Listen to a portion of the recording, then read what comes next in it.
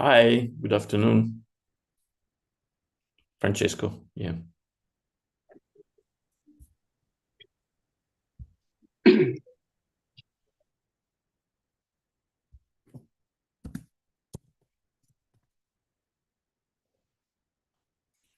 Um, Good afternoon. Please, do we have our moderator, Mr. Gostlov? Are you with us? Oh, all right. So our moderator seems to be having a little network issue. I'm sure he'll be joining us shortly, but irrespective, we'll be starting just about now. I sincerely apologize that my video is turned off. The lighting in my environment is kind of bad. It's been raining since morning, but I want to thank all the mentees and our mentor, Professor Francesco, for joining in early on. We'll be starting the session right about now. So we are in the third week of the JIIPCC Mentorship and Internship Program. In the first week, we had our discussion on utilizing AI to solve socioeconomic challenges. In the second week, we talked about AI ethics, right, and the EU Act. And today, our topic for today, or our discussion for today, will be centered around bias in AI and its human rights implication, right? So, not to waste any time, we'll just go straight to introduce the mentors who will be taking us through today's class. So, our first mentor that we'll be having in session, and we expect to have him shortly join in, is Mr. Ridwan Badmos. For time's sake, and so that we don't waste any time, seeing that we've had some of these mentors join in previous classes, I will not be reading profiles, but we'll just be overall welcoming the mentors to join in for this session. So our first mentor for today that we expect on the call is Mr. Ridwan Badmos. Mr. Ridwan is not yet here with us, but we hope that he will be joining us soon. Our second mentor that we're expecting in class is Mr. Gabriel Udo. Gabriel Udo has been here with us in the first class or in the first session, and then we hope that he will be joining us also shortly. Our third mentor, who I can see is already on the call. Welcome, Ma. We have Miss Madalena Koning. Madalena Koning was here with us last week. Thank you so much, Ma, for joining in. Our first mentor that we're expecting, or that is already here, is none other than Professor Francesco Lapenta. Thank you so much, sir, for joining us. We are happy to have you here in our midst. And then, if I'm not mistaken, our last mentor that we're expecting on call is Miss Maya Sherman. All right, so she was here with us in the first week, and I hope she joins us shortly. I want to say well done and thank you to all the mentees that are currently on call. Thank you so much for joining in. So, not to waste any other time, like I said, our topic for today is bias in AI and its human rights implications. So, I'll be giving the floor right about now to our mentees, to our mentors rather, to give us a 15 minutes introduction into the topic, so that they can just take us through the subject matter for today and we can learn from their experience and what they have for us today. Firstly, I'll be giving the floor to Professor Francesco. Prof, the floor is yours, sir. 15 minutes for your presentation. You're welcome, sir. Thank you. Thank you very much. Once again, very, very nice to be with you. I'm gonna try to build up a little bit on the conversation we had the last time, and if you remember, basically I was fundamentally expressing my worry about the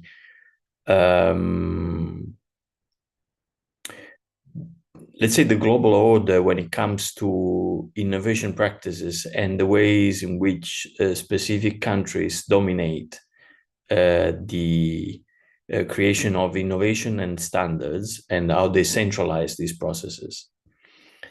So this was broadly the conversation about technology, but I also obviously touched on the digital and on AI. And what I didn't really address specifically was the consequences of this existing model for the development of artificial intelligence and the use of data that feed these systems. Now, the frame of human rights is incredibly important. I don't know if you're aware that the United Nations is working on a digital compact, is working on a document that is going to be hopefully be released in a couple of weeks' time in New York on Pact for the Future, an agreement among participants and nations at the UN on the strategies that should be implemented for the development of a unified, fair future for all. It's a very ambitious document that touches upon many areas. And one key area is obviously that of technology, digital and AI. Now, I don't know if you read the documents that have been available so far, but notably, there's quite a remarkable absence of references to human rights in the document. They're not specifically mentioned or quoted. Now, there's a few days ago, there was a document that was released by several civil society organizations about the lack of such a reference. So I'm going to try to suggest, based on my article. I don't know if you had the time to read the article in the book that was released a couple of months ago, a New Global Deal, which I strongly recommend you to read. I'm going to give you some views of what I think are some key elements in this agenda for the inclusion of human rights in the debate about artificial intelligence.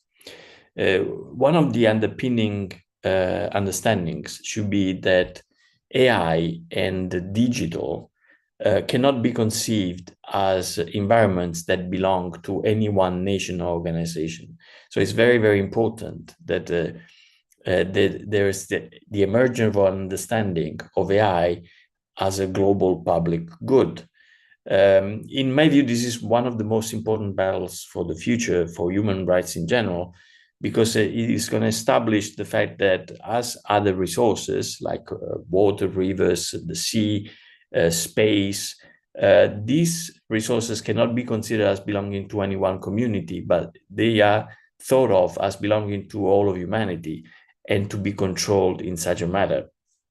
Now, there is no legislation that discusses or acknowledges AI as a global public good. I think that would be one of the key important things to discuss. Another one, a second point that I also discuss in my chapter is the decentralization of AI governance.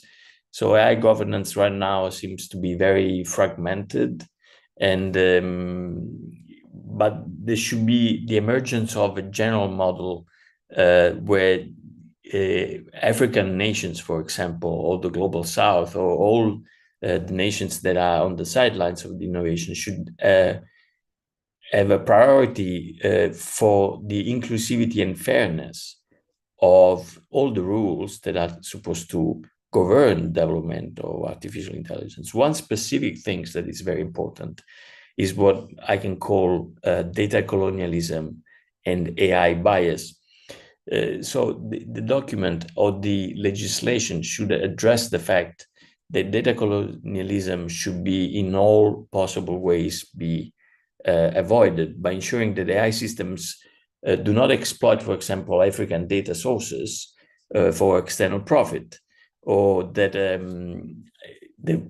to advocate for data sovereignty so that local community can be empowered in using their own data to develop their own local communities' needs and to protect the rights of these communities.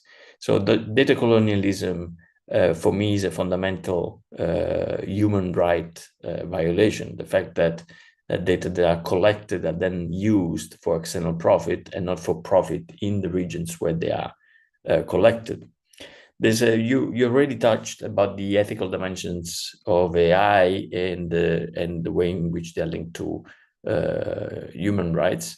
One thing that I want to add is that these ethical frameworks need to be culturally sensitive and reflect local, for example, African contexts.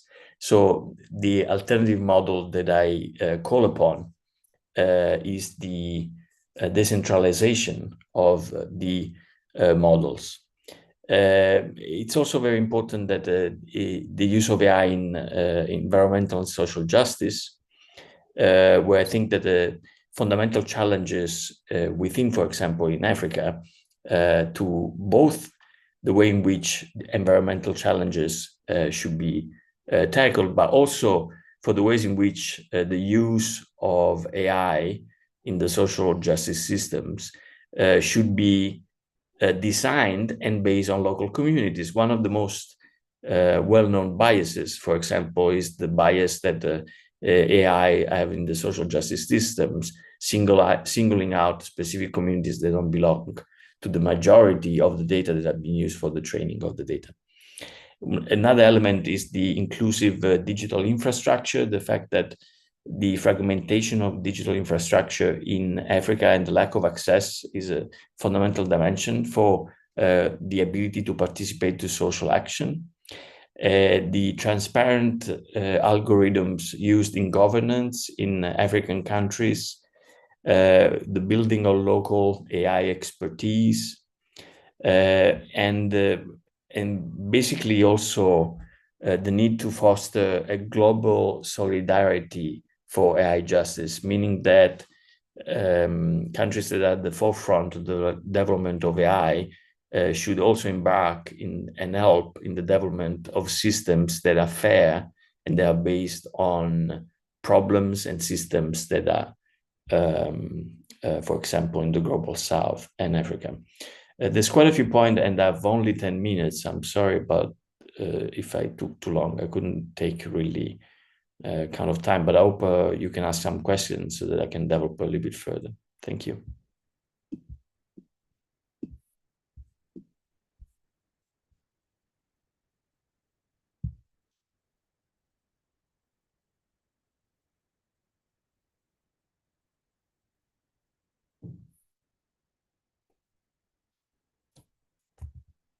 Hello?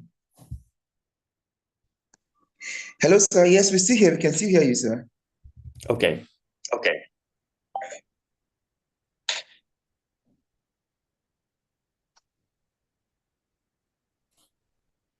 Okay. Someone has asked if you can get the link to the article, please. I will forward it in the chat.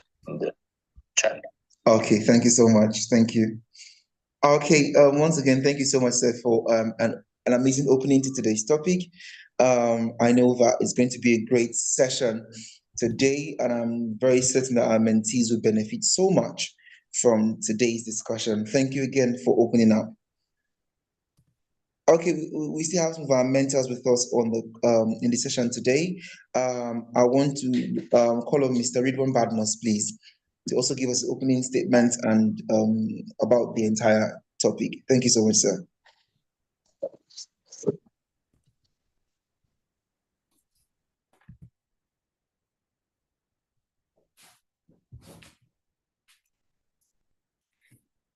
Okay, mentees, the link for the article has been graciously sent by Mr. Francesco. Please, you can do well to go through it.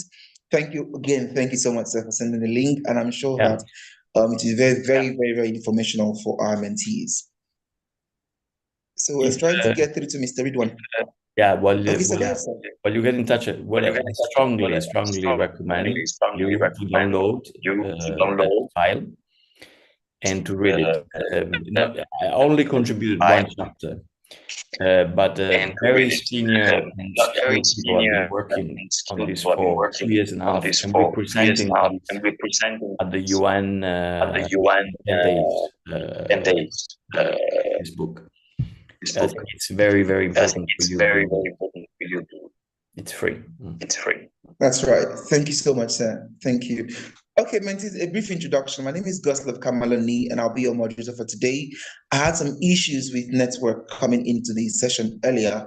That's why Mr. Dennis had to step in for me. So thank you so much. Prof has done a fantastic job. We can get into Mr. Ridwan, I think, is having some issues with network. So quickly, I want to move on to Magdalena Koenig. Please, if she would be gracious enough to take us off with her own introduction to today's topic. Please, Magdalena, over to you. Thank you very much. Yes, hi there. Can everyone hear me? Hi, what a fantastic introduction. Thank you so much, Professor. Thanks for having me today. How do I follow that? I mean, I can talk, or I'd like to talk very briefly about the crux of what we're talking about here. And fundamentally, when we think about bias, we're thinking about the human right linked to discrimination and intolerance. And what are we talking about there? We're talking about where people are treated less favorably than other groups of people based on a certain attribute or category. So that could be age, disability, ethnicity, origin, political belief, race, religion, sex, gender, sexual orientation, and I think it's a globally accepted construct that is an accepted kind of human right. And actually, it's one of the most violated across the globe. So when we think about that in the context of AI, it's where we are seeing bias in AI or decision making in AI leading to skewed outcomes pertaining to certain groups. So again, taking that discriminatory concept and it being distilled into AI, and generally speaking, how does that happen? And I come to this from an AI developer. I work for a company that builds AI, and generally the phraseology, I'm sure you're all aware of it, is or how's the best way to phrase it? Rubbish in, rubbish out. And that really does apply to when we're talking about this particular topic. So generally speaking, you're more likely to have a more reliable algorithm, more trustworthy, less biased AI if you have a larger quantity and better quality data. And that applies to discrimination as well. So usually speaking, an AI isn't discriminatory, but it's usually the data set and the information that it learns from and it is trained on that results in the outcome of that algorithm, that AI having a discriminatory or a human rights related impact. And I can give a really, well, I think it's quite a funny example. Obviously, discrimination is not funny, and human rights, are very serious. But we have a particular AI solution that utilizes computer vision. And what it does is it utilizes live CCTV footage from vessels, from ships, and from rigs. So environments which are heavily or have the potential for lots of PPE. You need a lot of personal protective equipment. You need a lot of health and safety procedures, regulations, requirements. And one of the key things that we are looking to do with our particular solution is preempt and prevent health and safety issues. So it takes live data feeds from CCTV and creates a preemptive alert where a potential health and safety issue will apply. So obviously this our AI algorithm that goes towards developing this solution is trained on hours and hours and hours of CCTV footage of people on ships, on vessels, on rigs and in these environments. However, when we were looking at the training, obviously lots of people wear hard hats. And sometimes some people are bald, but the majority of the people that work on these rigs have lots and lots of hair. So the data that the algorithm was trained on, predominantly had people with hair.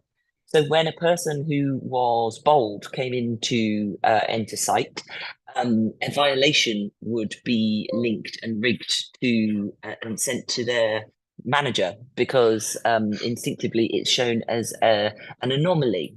and I mean, I find that quite funny.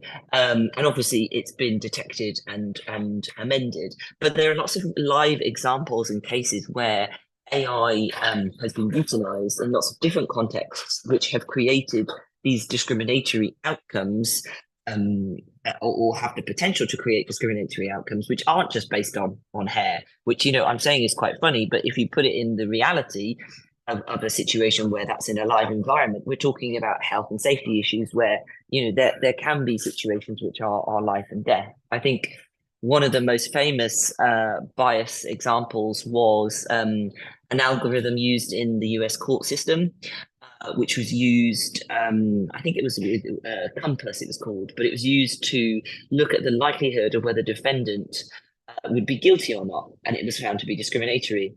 There was also HR applications utilized by Amazon, which were found to be biased towards men, because largely in the IT sector, the training data and the data for this particular algorithm is focused on males having high-powered or the majority of roles in the IT sector over the last 50 years.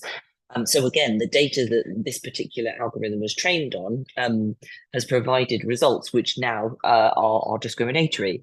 There was another algorithm as well, which was used by the US medical system, which for choosing patients to have kidney transplants, which again was found to be discriminatory towards different racial groups.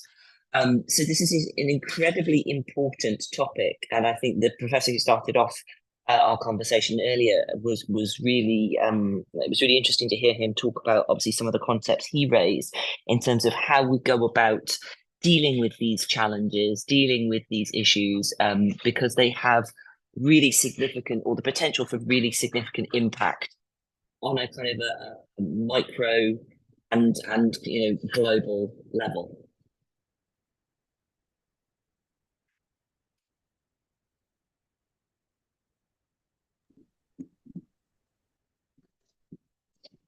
Hello, please, can anyone hear me?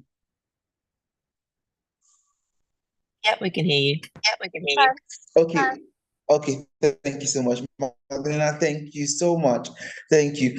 I really like how much we're demystifying AI and its numerous bias today. It really making so much sense. I went through the AI course as well during my time, and it was really amazing. So I want to say a big thank you to our mentors, because today it's really a whole lot. I'm learning a whole lot of new things.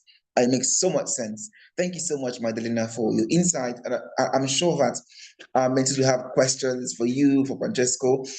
That's Prof. Before then, we want to also hear from our other mentor on the call. Hello, Maya.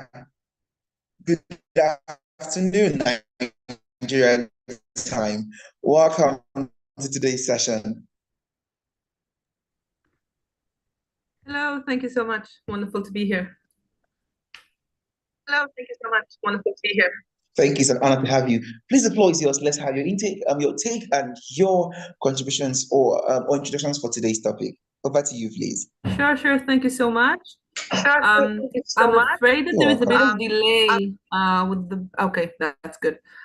So I'll be sharing again. Wonderful to be here again, and of course, after the wonderful speakers and listening to their insights, I'll provide a different angle. Again, building on some of the insights that were currently said, just to, I guess, to share another view when it comes to biases. As was rightly said before, there is such strong sociocultural variance and understanding of what bias is, and the mere definition of what distinguishes biases one plays into another is an interesting discussion alone. So I think it's fantastic that, again, we have a bunch of speakers to shed a bit of light on how we are perceiving this phenomenon. We'll try to take it from my own perspective. It's kind of like a broad overview. This follows up to the previous session in which we talk about AI for good, and how we can use AI for social purposes. And biases are incredibly important because it just shows us that, unfortunately, we cannot use AI in vacuum.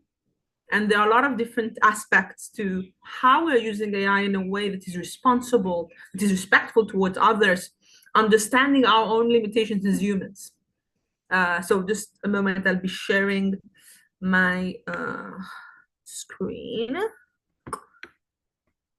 And let me know if you're able to see. Just a second, slideshow. So again, some of the things will resemble the statements that were before me. I'll say some of the things from my own perspective. No need to, again, you already know me, I guess, from previous session. Wait, I see something in the chat, just making sure I didn't miss anything.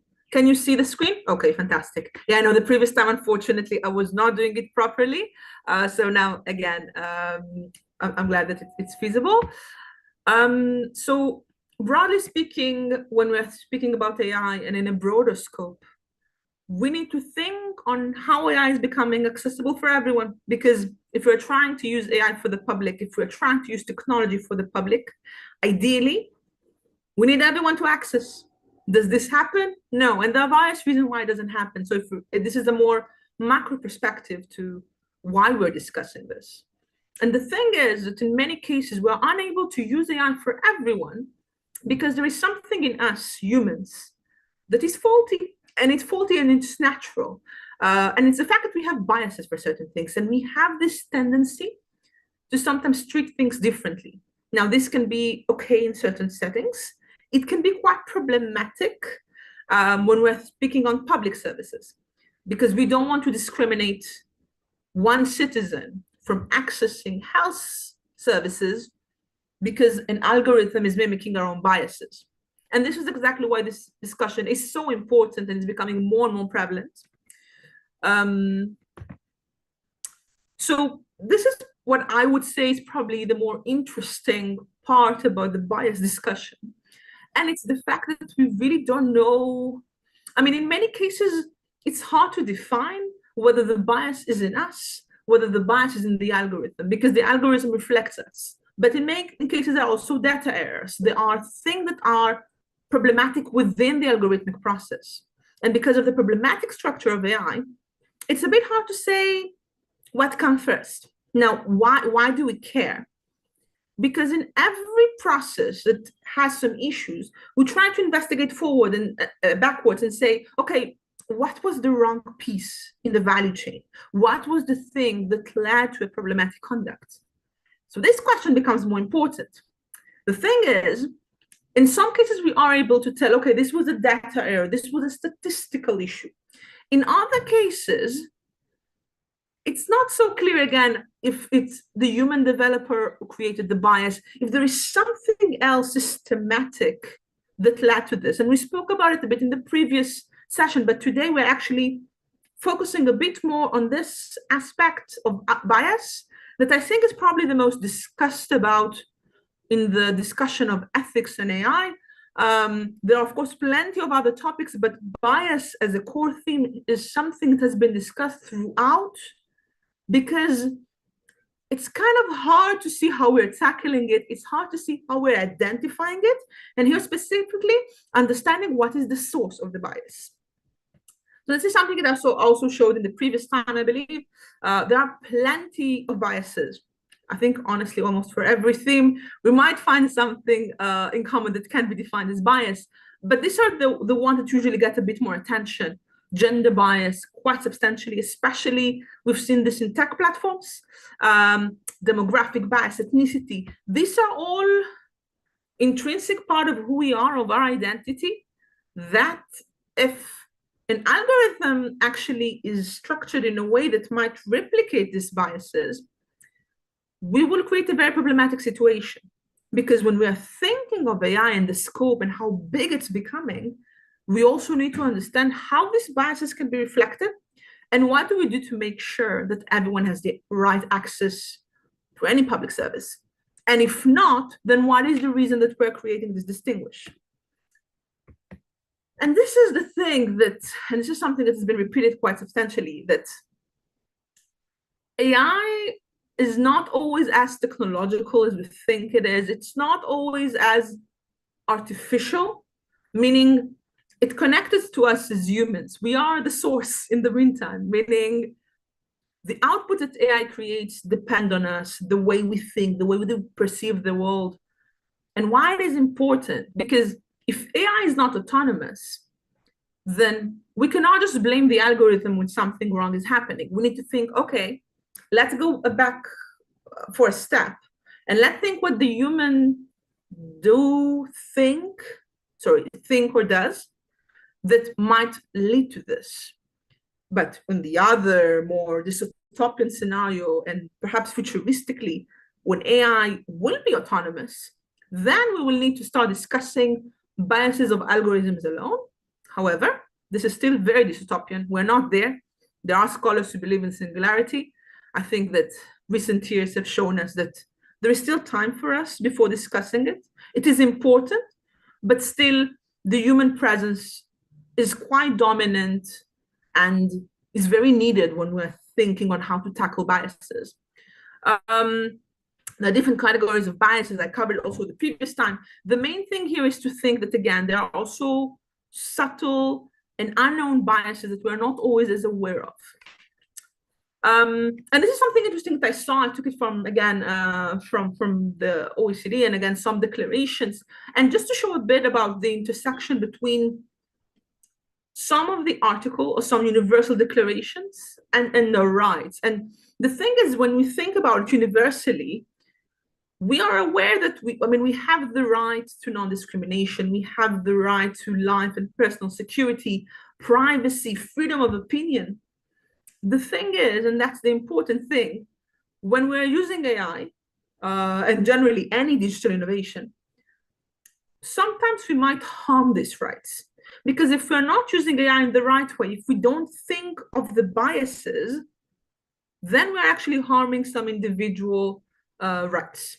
The problem starts when we have the conflict between rights.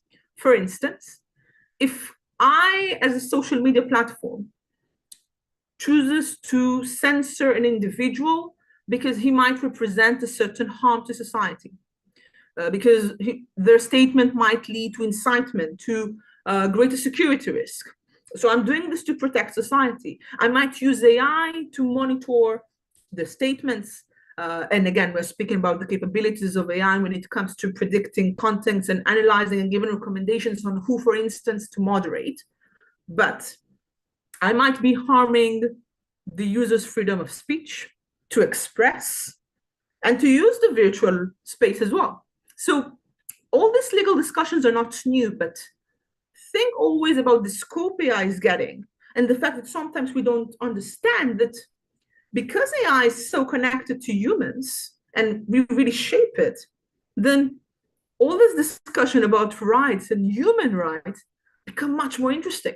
There are a lot of other very interesting discussions on the rights of algorithms.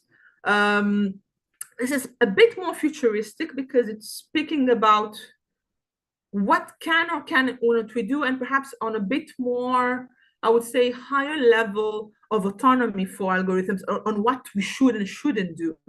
There are a lot of other discussions in ethics on the rights and obligations of animals, for instance. So there is a discipline dedicated in ethics to everything connected to the rights and obligations of non-human creatures. But still, you will see that most discussions speak about human rights.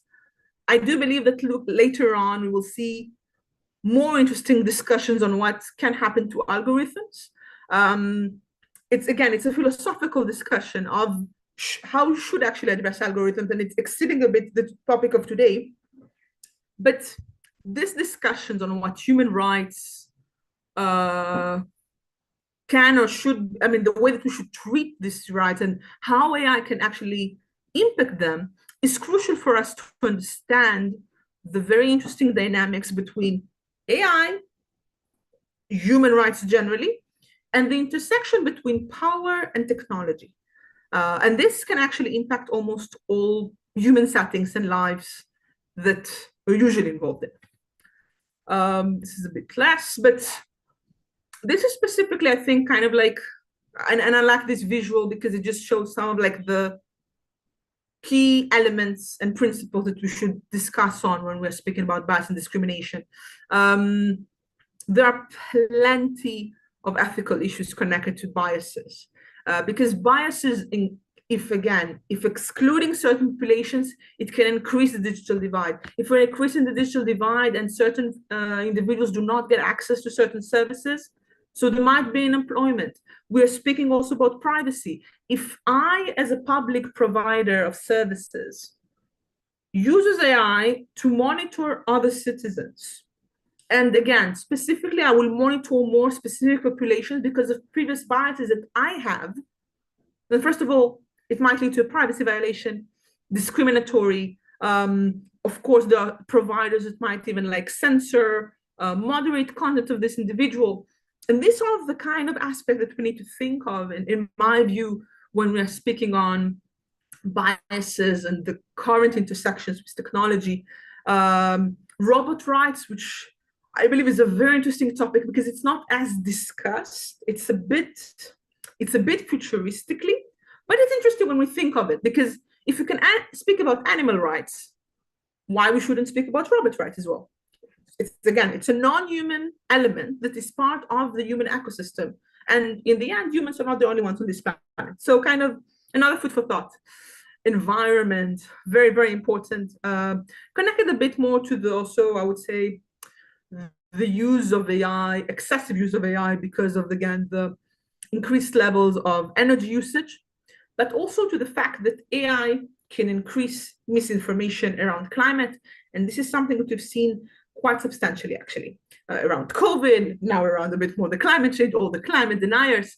AI can help us accelerate content creation, and that's why it's kind of relevant here.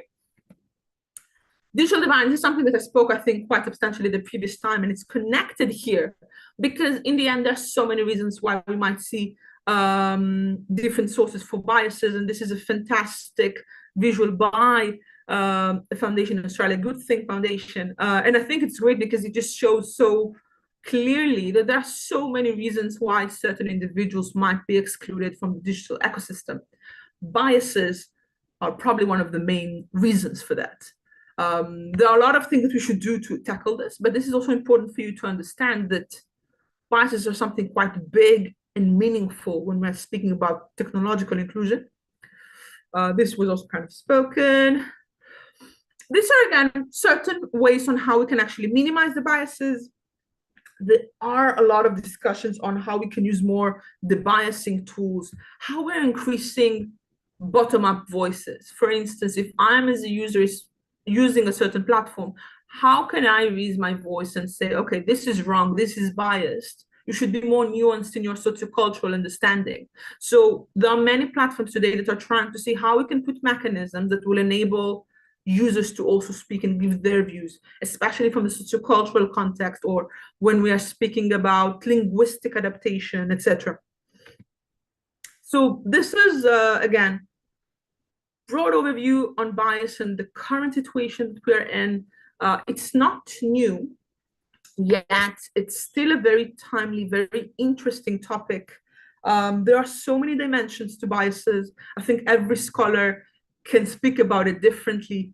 But in the end, if there is something that I think is very, very interesting for you to think, AI may seem very technological, but there are so many intersections with fundamental human rights, with the way that we perceive, the way that we are as humans behave. So biases that are somewhere in between, that are this human-machine product, is also intrinsically connected to human rights and the way that we want to live in society. So if we want to create responsible AI services and products, we should be very, very mindful of the fact that humans and machines are working together. So we need to take this into consideration when we're designing, and biases are here to stay unless we're able to moderate them properly. Of course, I'm available for any question you might have now, later on, available in LinkedIn, and that's it on my side. Okay, thank you so much, Maya. Thank you. So she said, bias are here to stay, but only to the extent we can moderate them, which is absolutely true, because humans will always be biased, and machine is learning what we're teaching them. So they'll always get our bias. As long as we're biased, machine will also get biased. Thank you so much. So I think I'll hold on to that statement. Bias is here to stay. Depends on how much we moderate them. Thank you so much. Thank you so much. Okay, mentees, do not forget loads of questions. I know that you have questions. In the AI session, there are always questions to be asked. So get your questions ready. We're having our last mentor. Not really our last mentor, but I've not really seen Mr. Gabriel on the call yet, on this session yet. So we're having our next mentor. If he's able to take off. If not, mentees, get ready for your presentations, please. Mr. Reedman Badmos, over to you, sir, if you're ready and able to go on now, please.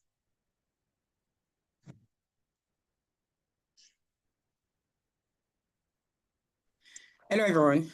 Sorry. Yeah. Okay, hello, Mr. Reedman. Nice to see you again. Yeah, nice seeing you too, Koslov.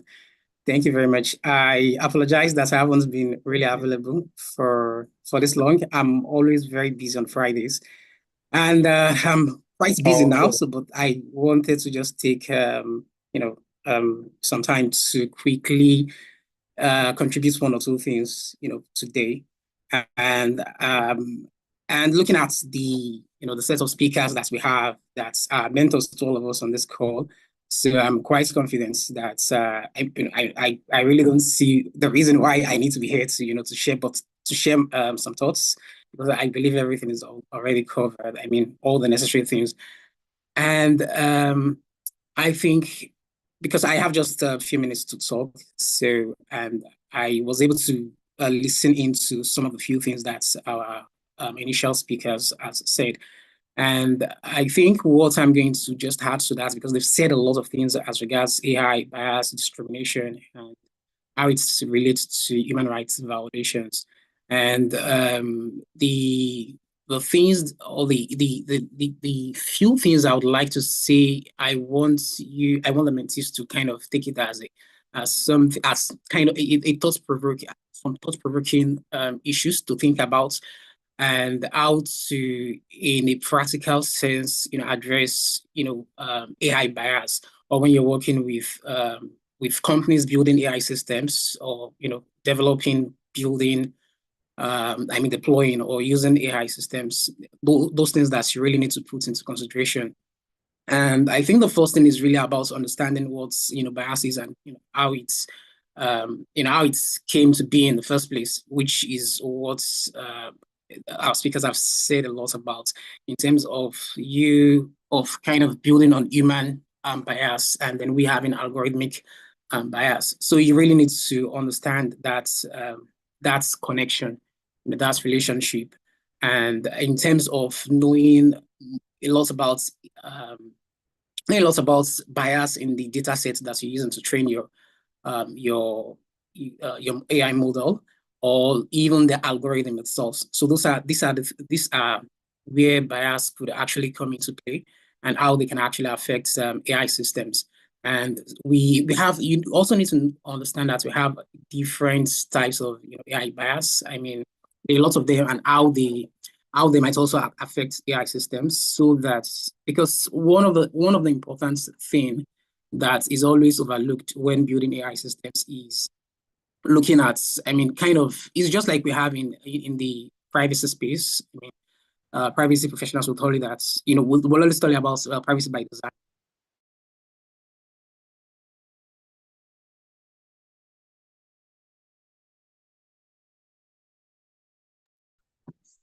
Hello, Mr. Ridwan.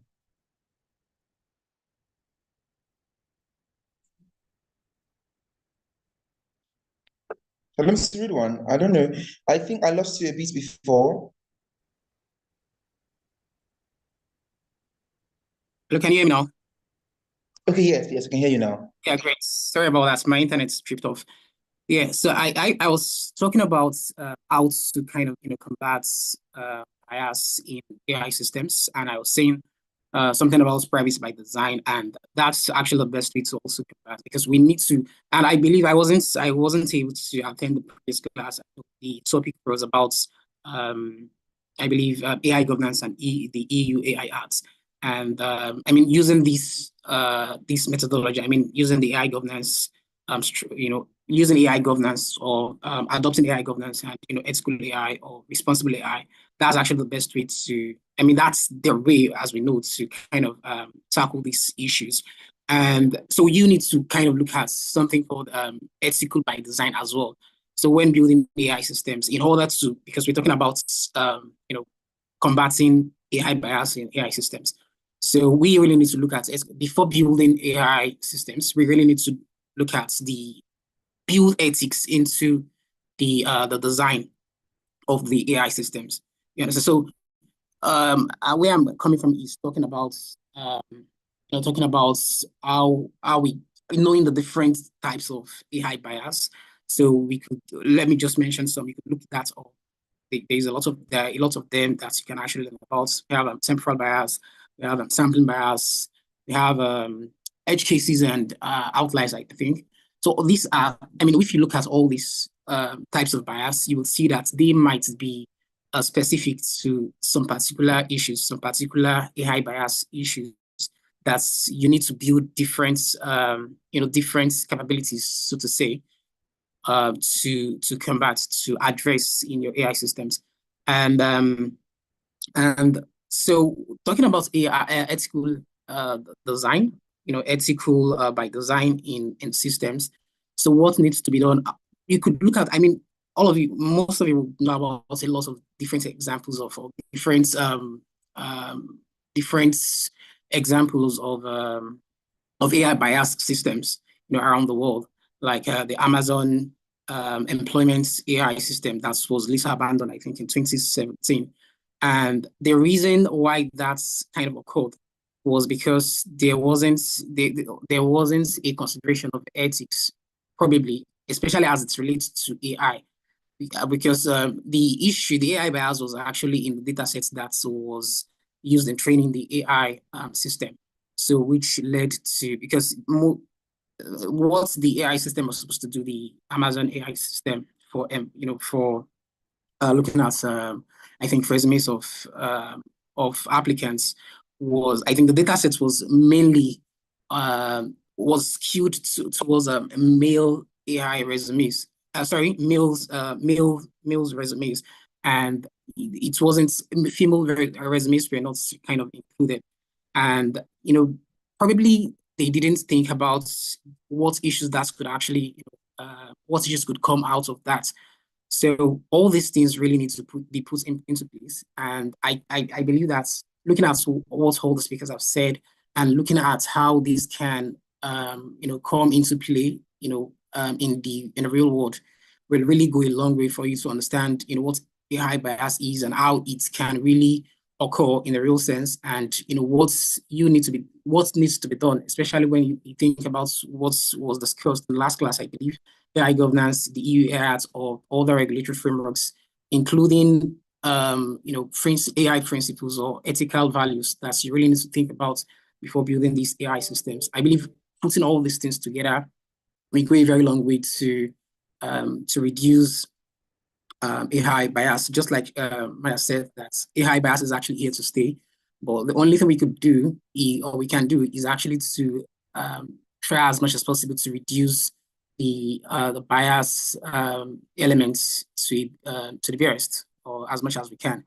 And I'm not sure if we have another class to discuss the AI, the privacy elements of AI bias in AI systems. I would have talked about that, but I know we don't have a lot of time, and I don't have a lot of time as well. So I'm going to be stopping there and hopefully discuss this in the next class. Thank you very much.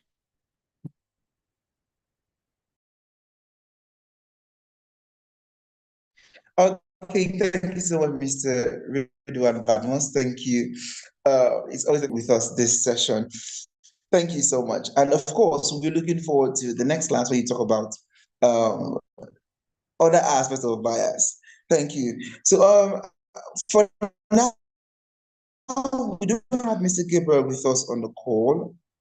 So I will quickly want to our mentees for the, I think we have groups for this presentation.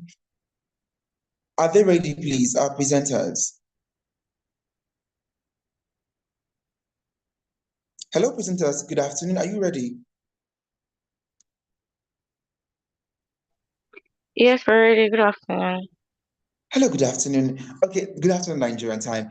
Over to you, and you be presenting for 7 minutes, please. The time will start now. You can share your screen and take over. Thank you.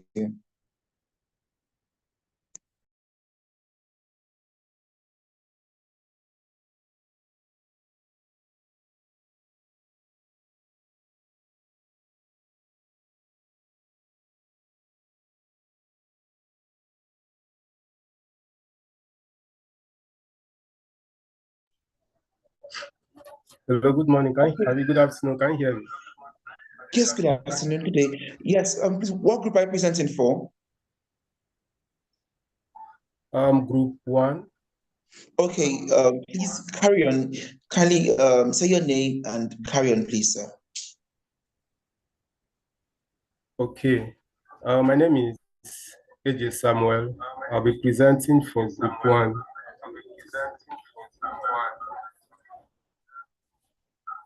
And the topic is bias in AI and its implication.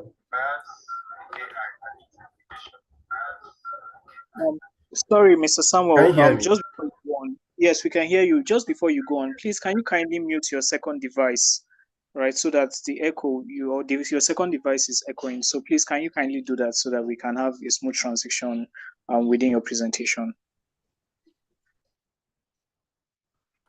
Okay, let me check it out.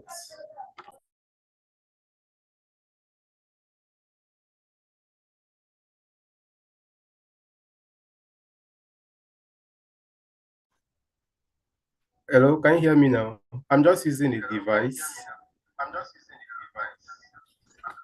Oh, okay, we can hear you. Okay, Go ahead. I think the problem is you might either need to log in and log out and log in again, because it happens. It's more like an echo.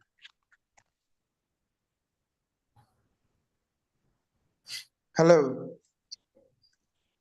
How do I do this now? Okay, but I think it's okay now. Probably carry on. Okay.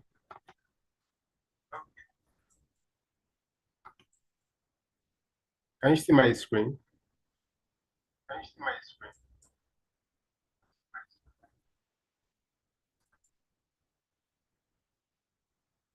Hello, moderator, can you see my screen? Not yet, sir. Not yet. You can see your screen yet, please.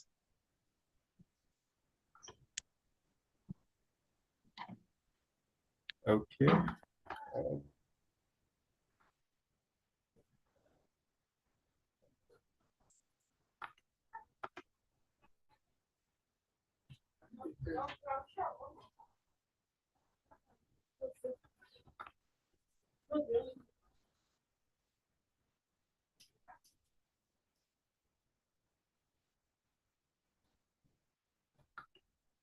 Please carry on. I will help you share your screen. Just carry on with the presentation. I will help you share screen.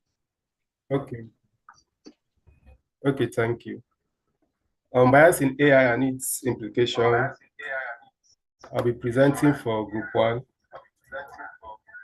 I'll be talking on introduction, sources of bias in AI, types of bias in AI, implications of bias in AI,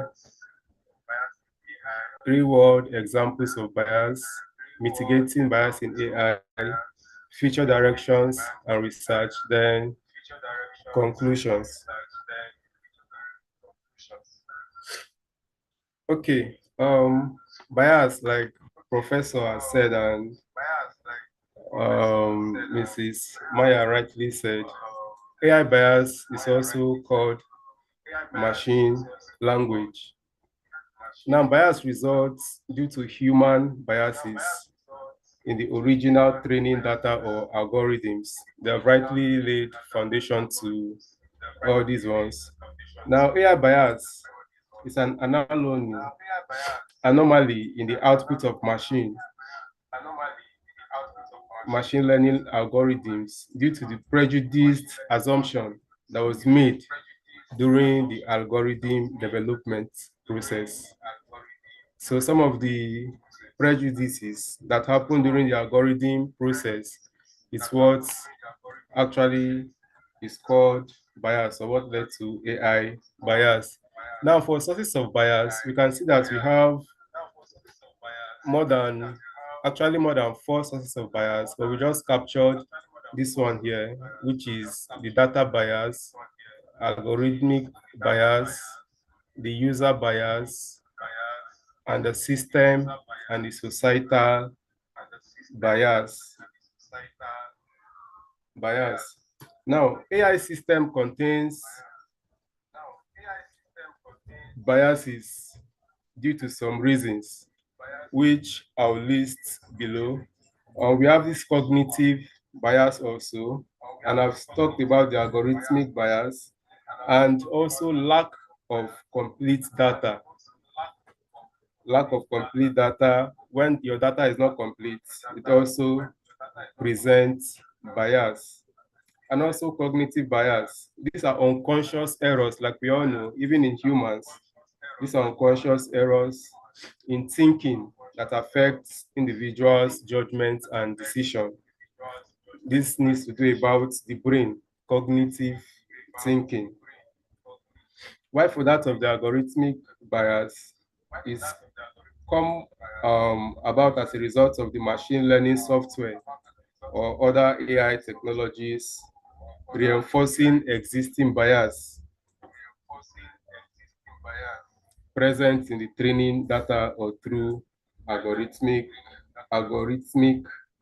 design. So all these things are sources of biases or bias in AI. And we also have implications of bias in AI. Implications of bias in AI, which include reduced accuracy and potential of AI systems. Reduced accuracy and potential of AI systems. We also have unfair treatment and inequitable decisions. Unfair treatment and inequitable decisions.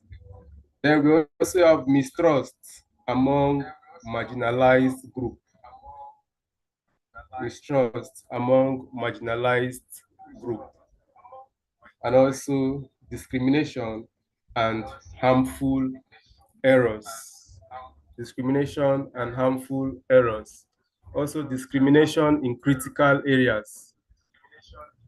As you can see in your screen, biased algorithms can lead to unfair treatment of individuals based on race, gender, or socio-economic status.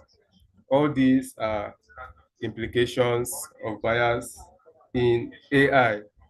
And we also have examples of AI bias in real life situations.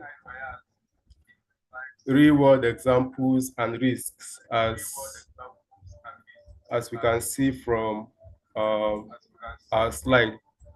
Real world examples and risks. One of those is in healthcare. Healthcare.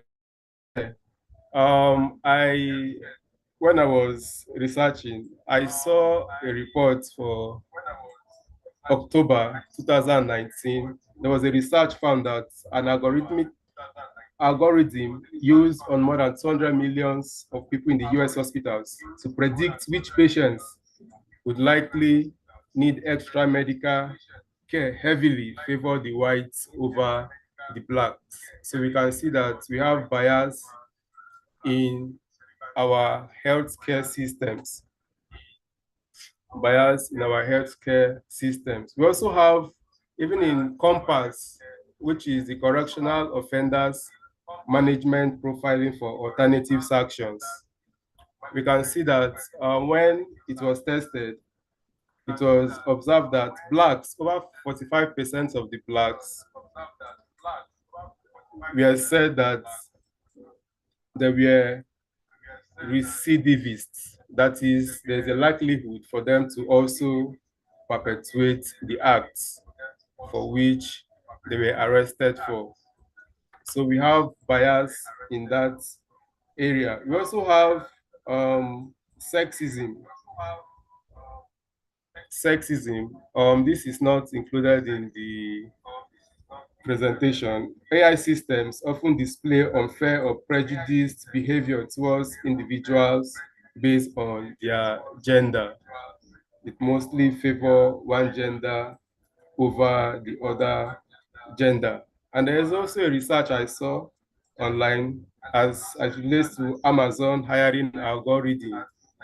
I said in 2008, Amazon scrapped an AI recruiting tool for after it was found to be biased against women. So these are myriads of examples of bias in AI. We also have, even in our security system, our policing system, we can also see bias there. Now, mitigating bias, like the second to the last speaker has rightly said, we need to see that we ought to select the correct learning model. If you ought or if you need to mitigate against bias, you need to select the correct learning model. Now, another one there is to choose a balanced team. We choose a balanced team. Then we have another point there, train with the right data. Train with the right data. If you have wrong data, you produce wrong results.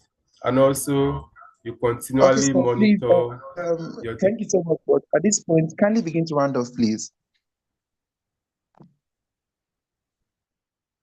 Okay, no problem. Now, in conclusion, bias in artificial intelligence, which is AI, is a complex and multifaceted challenge that requires ongoing attention and efforts.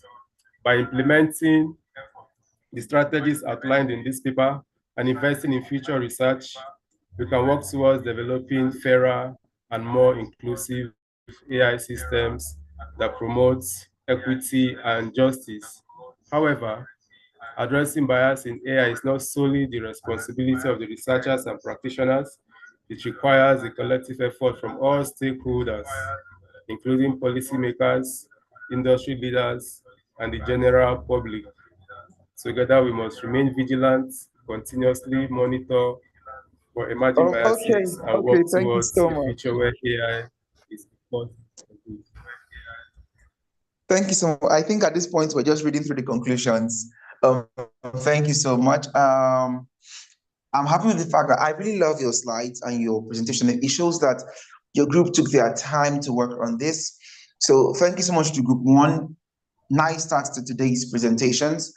Quickly want to get over to group two, please. Group two's presenter, over to you, please. Do not forget 7 minutes, and let's see how to step up the tempo for the presentation as well, so you can have a lot to say in less time. Thank you. Group two, over to you, please.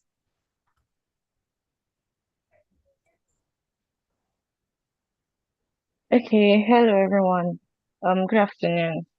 So for me, the presenter blue, and I will be sharing the screen now. Please go ahead. Okay. So can everyone see my screen now? Yes, please. Yes. Okay, all right. Our topic for group two is safeguarding human rights in the age of artificial intelligence. So I'll start by giving a brief introduction major concepts in our presentation, which are artificial intelligence and human rights.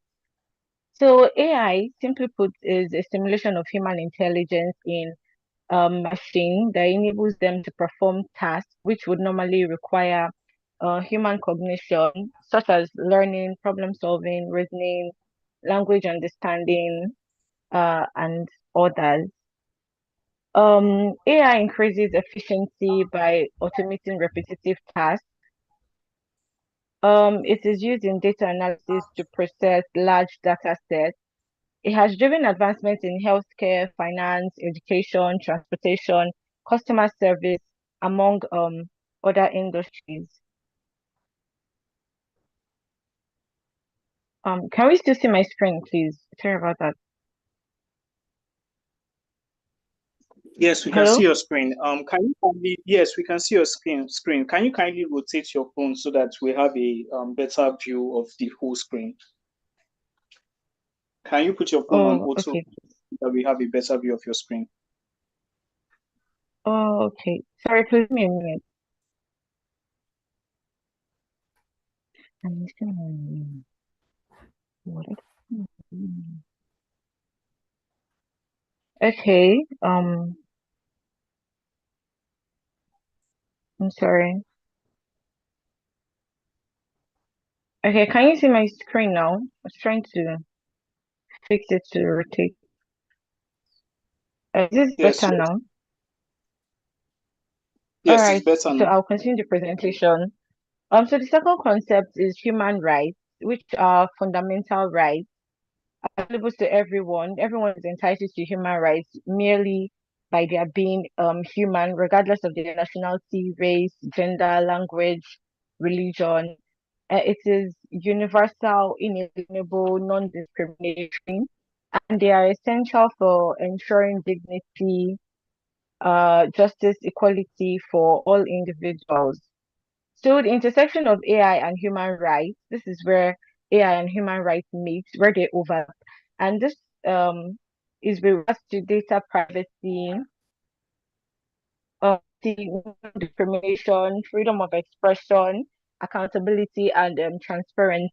So AI can also be useful in the safeguarding and upholding of human through monitoring of violations, analyzing of large data sets to detect abuse. It is worthy of mention that these tools, just the way they can be used for upholding human rights, they can also be employed in the violation of it. And to address these concerns, there is a growing focus on AI ethics, human rights impact assessments, regulations, and governance, among others. So we have some key human rights concerns with the usage of AI. Of them are privacy concerns in AI surveillance. We have discrimination in AI hiring algorithms, just as our mentor has said, and the first presenter. We have transparency issues in AI decision making. We also have some concerns such as freedom of expression, where sometimes AI powered content can restrict of expression, where this content spreads misinformation. We also have access to information where AI can restrict or filter information which are readily available to sorry, which are readily available to the public. So we also have the area of redress and remedy. There is an issue of seeking redress and remedy for human rights violations, which can be challenging for individuals because of the complexity of navigating AI. So we have two case studies here. The first one is the Amazon case. Mentors as um in 2014, Amazon developed an AI-powered hiring tool to streamline the recruiting process. And this AI was trained on resumes at the time where the tech industry was predominantly male. And this caused the machine to develop a bias against female candidates. Though the tool was scrapped in 2018 when this bias was discovered. But the significance of this is that there is a need for transparency in AI systems, and the possibility of bias in AI is also brought to limelight. Our second study here is China's repression of the Uyghurs case. In 2017, the Chinese government was accused of detaining millions of Uyghurs, which is a tribe. And AI played a major role in this repression through mass surveillance, behavior monitoring, content monitoring, predictive policing, among others, generated um, a widespread human rights concern internationally. So what we can get from here, this case shows that AI and advanced technologies can also be weaponized to penetrate human rights or to violate human rights. So we have some AI regulatory frameworks and human rights legal frameworks. We have these AI regulatory frameworks were designed to govern development and deployment in the use of AI technologies. We have the EU Act, which we treated last week, the US National AI Initiative, the OECD, which is the Organization for Economic Cooperation and Development. We have the UNESCO guidelines, which are legal and regulatory frameworks. We also have Article 12 of the UDHR, which provides for rights of privacy. Article 7 of UDHR also, which provides for freedom against discrimination. And then our own constitution, Chapter 4 of the 1999 Constitution, which provides for rights to privacy and freedom from discrimination. We have some challenges to the safeguarding of human rights in AI, and there are recommendations on how these challenges can also be tackled. So some of these challenges, we have lack of diversity in AI development, accountability gaps. There is a problem of determining who is responsible when these AI systems violate human rights. We also have mass data collection. This data collected from individuals, where is it going to? Unequal access to AI technology developing and sometimes also underdeveloped countries. We have lagging legislation. Our current legislation is unable to keep up with the rapid development of AI. So certain recommendations are given for these challenges. Oh, for the challenges, we also have balancing innovation and protection. There is a need to regulate AI while also promoting the innovation of these machines. So the recommendations, we have development and enforcement of comprehensive AI regulations, enhancement of transparency in the usage of AI, promoting diversity and inclusion in artificial intelligence development. We have strengthening data privacy protection, addressing the current existing bias and discrimination in AI, enhancement of accountability mechanism, and promotion of international cooperation and standards of artificial intelligence. So I'll go into our conclusion. From everything that I have discussed, we see that the integration of artificial intelligence into various aspects of society presents an immense opportunities. But these opportunities also come with significant challenges, particularly in the safeguarding of human rights in the use of artificial intelligence. So as AI continues to advance, it is very vital for us to sit back and address these ethical, legal, and social implications that these technologies have on humans and human rights. The responsible use and development of AI requires a collaboration between governments, industries, and international organizations, which is crucial in ensuring that there is a just, equitable, and ethical use of artificial intelligence. We have certain questions that we would like our mentors to shed light on and give us answers for them. I don't know, is it okay if I read the questions out also? Not yet. We'll be taking that shortly later. Okay, then thank you very much. This is the end of my presentation for Group 2. All right, thank you very much.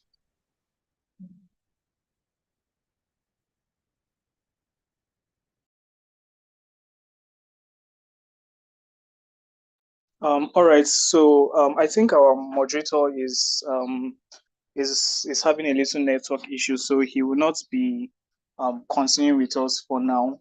When he's back on call, he would carry on with the moderation.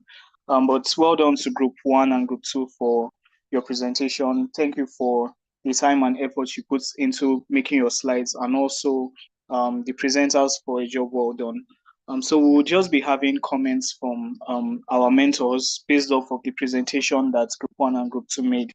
So we'll firstly be handing over to Mr. Francesco, Prof. Francesco rather. Sorry, my kind apologies. So Prof, over to you. You had both presentation. I believe you had both presentations, sir. So we'd like to just hear from your own point of view. What would you like to comment based off of the presentations, and do you have particular highlights that you want to give to the mentees? Can you hear me? Yes, sir, we can hear you. Okay.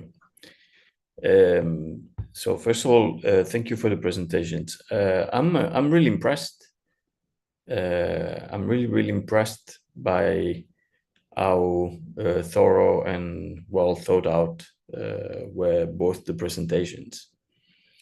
Now, the issue of bias is kind of interesting, and there's two things that I've seen kind of addressed in both presentations, but I want you to reflect a little bit on the idea of bias. No, I think it's important to separate two elements about bias when thinking about human rights. So first of all, both presentations discussed bias as in the form of bias that are inherently projected by the data that are used to train AI systems, for example. This was also specifically discussed in the presentation of my colleagues. The fact that bias is an inherent state of mind of humans, and that basically it's impossible to fully eradicate.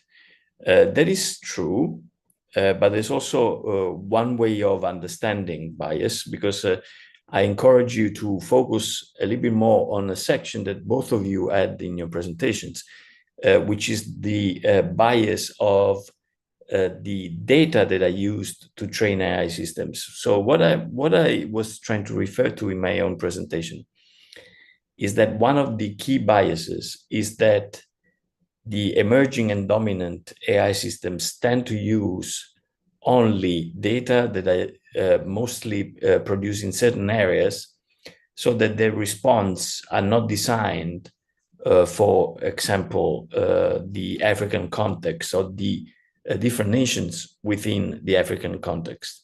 So the bias is not only the bias inherent in the use of specific data, which is something that, as was correctly said by other presenters, cannot be easily eradicated because we are biased by nature, which in itself is just a state of being human many times.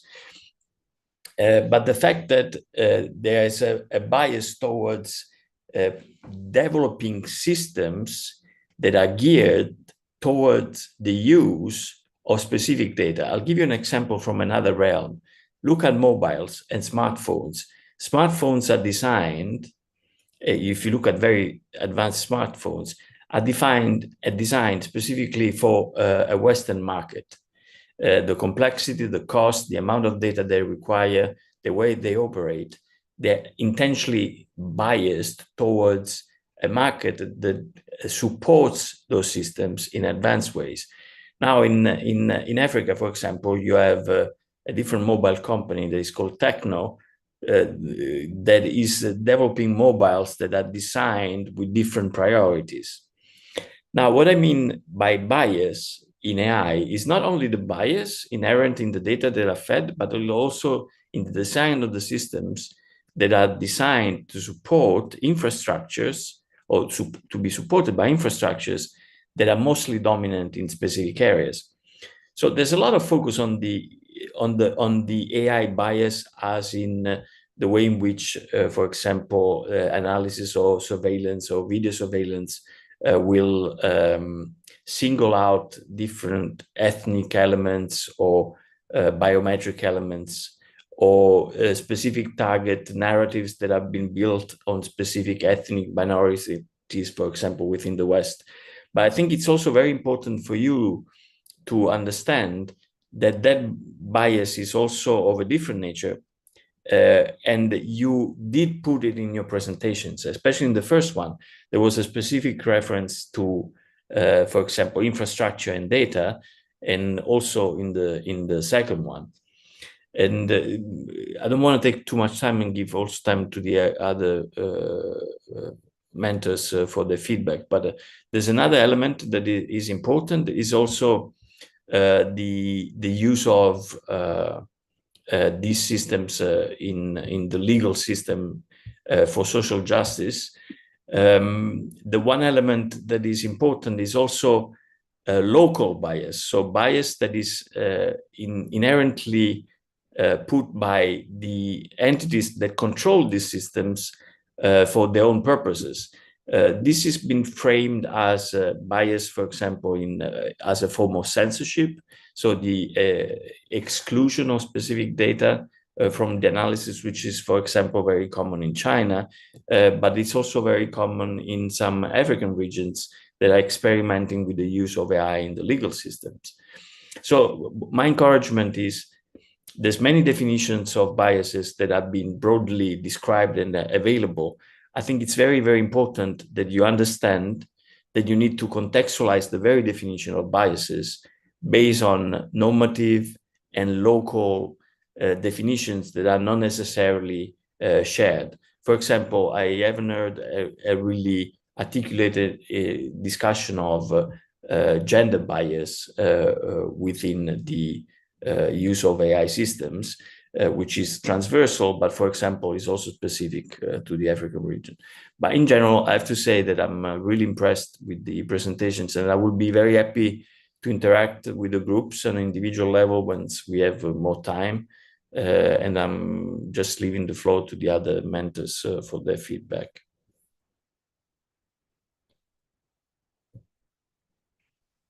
Okay, Prof. Thank you so much, Prof. Thank you for your feedback.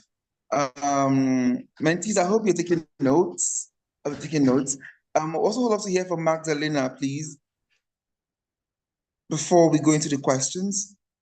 Magdalena, please, what's your feedback on their presentations? Are there things you want to throw more light on based off their presentations? I think just to echo some of the comments, the presentations were very thorough. I specifically liked the examples given, going into specific use cases. I think that always helps give viewers context. I think I like the level of detail in terms of explanation. I thought that was really helpful.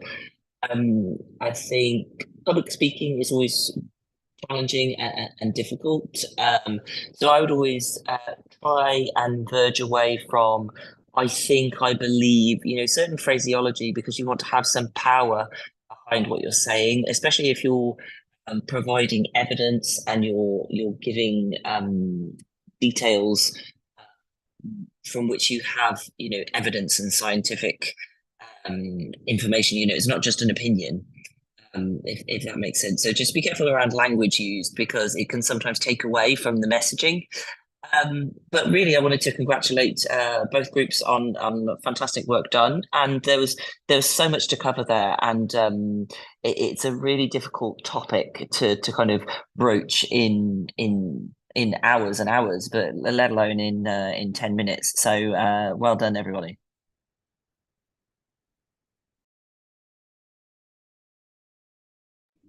Okay, thank you so much, ma'am. Thank you.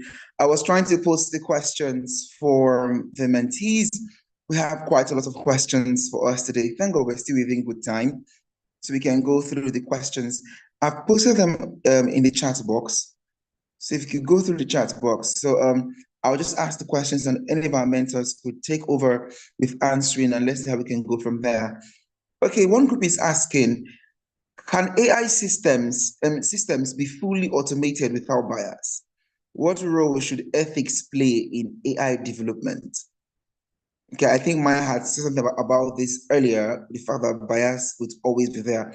But I think I'll give the floor to our mentors. Can AI systems be fully automated without bias?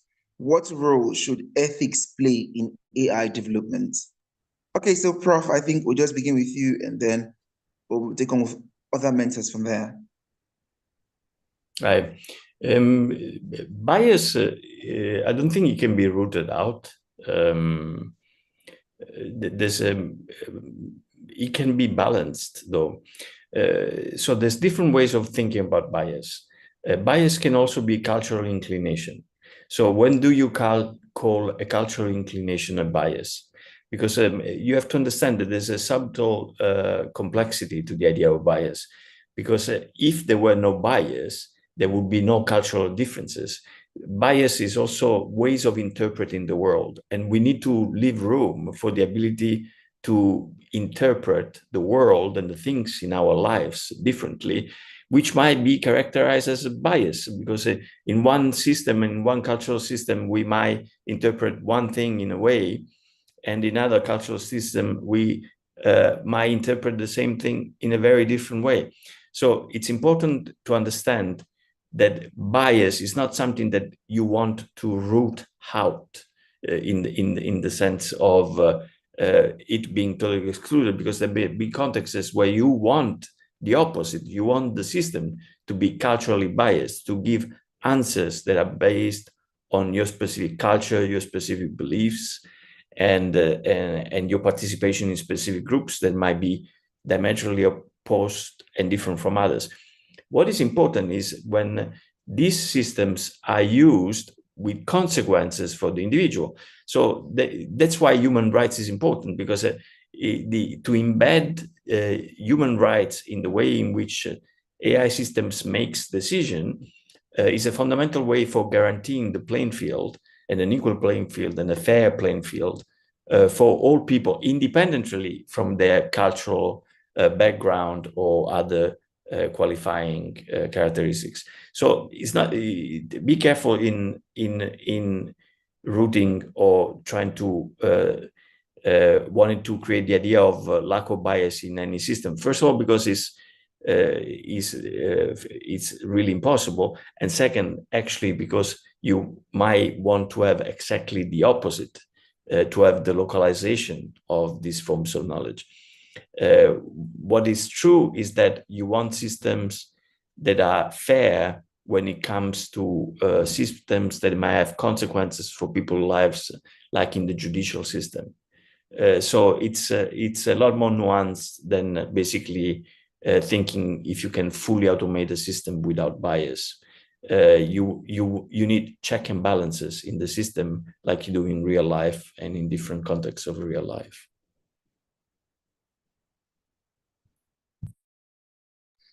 Okay, Prof. So what role, thank you so much, first of all. Then also asking, what role does ethics play in AI development? You know, we have ethics for AI. What role do they play in AI development vis-a-vis bias? So you probably, I don't know if you know that I edited the book called Data Ethics. It's written by two Danish authors, both females. Now, the idea of ethics is really complex, because the idea of ethics is that there is not a fixed reference system, but that as society evolves, there needs to be a collective discussion about the norms that are supposed to govern specific behaviors that are emerging. And this is an ongoing conversation. It was basically led by all transformations of our way of interacting, communicating, moving. You can talk about the ethics of any societal transformation that has been led by technology. So the ethics of AI in the specific case, it means to find the boundaries within which human rights, for example, can be transformed into a guidance for the development of the very systems. We were talking about the idea of, for example, having a regulation for or laws that considers also AI systems as entities. I personally totally disagree with that group that speaks for the rights of AI systems or robots, because ultimately I perceive AIs and any other system supported by AIs as simply functional to fulfill the key condition of humanity, which is of that of creating meaningful interactions that are productive and fair. So it's fundamental, the role of ethics, and it's fundamental that it's understood as a collective action in which voices from developing countries should be as strong in defining what the ethics of AI systems are as the dominant groups that tend to imbue those systems with their values.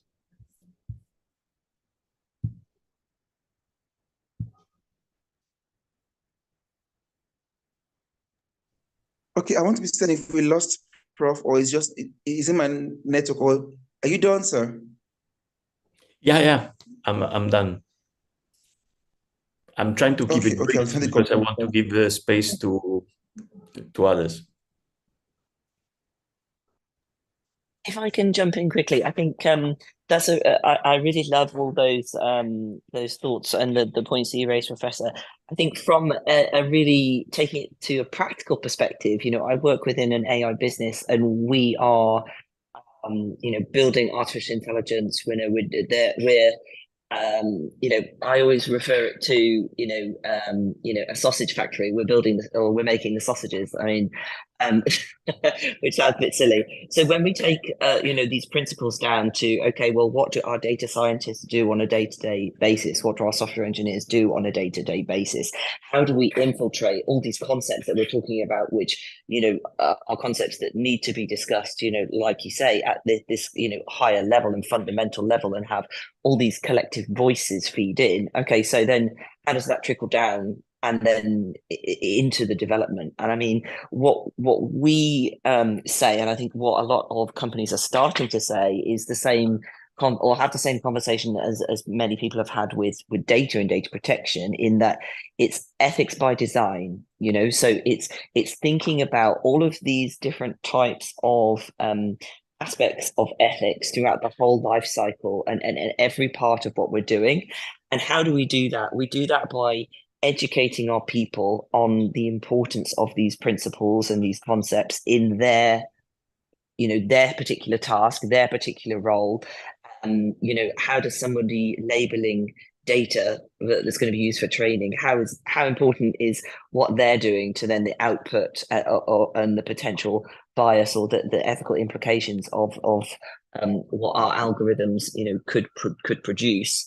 It's really important that we have policies and processes in place. And I mean, before working in this type of environment, you say policies and procedures, and it's just this objective, or not objective. It's just this abstract concept. It's this thing. But people, especially when you're working in organizations, when you're talking about the masses, they need a structured way of behaving and a way to understand how to behave. So if there isn't, the company I work for, part of it is a government entity, and there's like thousands and thousands of employees. And if there isn't a process in place, it's chaos.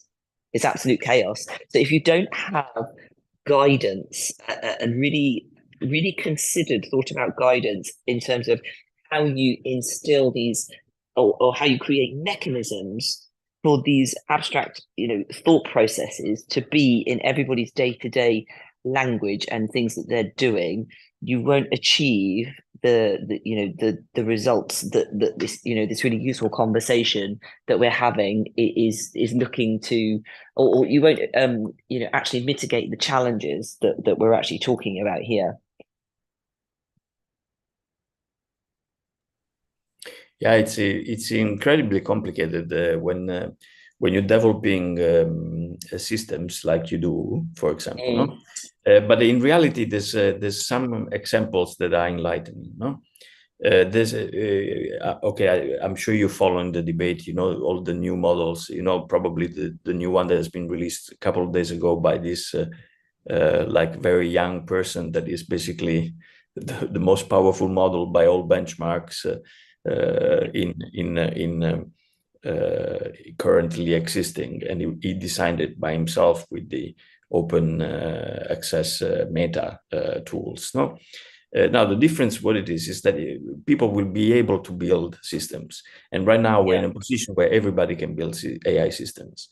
But in reality, if you think about cars, well, everybody can design a car, but those cars cannot be used on public roads. So what we have to move towards is, first of all, to educate engineers to the very idea and responsibility of designing AI systems. So as you said, ethics by design starts with educating the engineers that they're designing, understanding the consequences of what they're designing and the ethical dimensions of designing anything, basically, no? Another way to control it is probably at some point there needs to be a professionalization of the people that are designing AI systems that are meant for the market. So you probably are still going to be able to design a system at your home without let's say, any benchmarks or control for the ethical dimensions of your AI system. But we need to go towards a global regulation where these AI systems cannot be used or publicly released before they are tested for safety, for example, no? Which is a little bit the equivalent of, again, you can design your car, but you cannot drive it in the street. Now, it's a much more complex environment because it's a lot easier to design an AI system and then release it without being able to control that process in a way. So I think it starts with the general global regulation and education of all the engineers and some form of police, because in the end, whenever you have a new system, you will need an equivalent system that is able to control the environment. So you need to develop systems that are able to police the environment for new AI systems or breaches that exist in the system. So fundamentally, I think we're in a stage of transformation where one of the main tools is to listen to feedback. So in the case of your company, for example, you can design a tool, but the most efficient way to do it is to have feedback systems where the users can flag behavior that are perceived as biased by the system. Yeah. So to keep that conversation open so that you can fine tune something that you don't intentionally want to be biased. If you want their systems to be biased by design, but many times it's just in action that you will see when a system is biased or not. Is a little bit what the AI Act is doing. The AI Act is creating some regulations, but it's also fully understanding that you first need to develop the systems and say how they respond and create these feedback mechanisms. Yeah, there are elements that can help. First of all, establishing, there's one question that says, what role can international cooperation play in establishing and enforcing? I was going to come to that question next. Yeah, because I think we're slowly going into that. So how then can we, I think let's incorporate that question at once into where we are right now so we can work at once together with both questions. Yeah, so the UN, for example, wants the creation of a specific dedicated institution to the regulation of AI in the world, like it's been done for airplanes and kind of an entity that has the function of overseeing the safe development of AI and to give guidelines globally on what these safe guidelines are, but also to control what is the legitimate use and development of AI systems.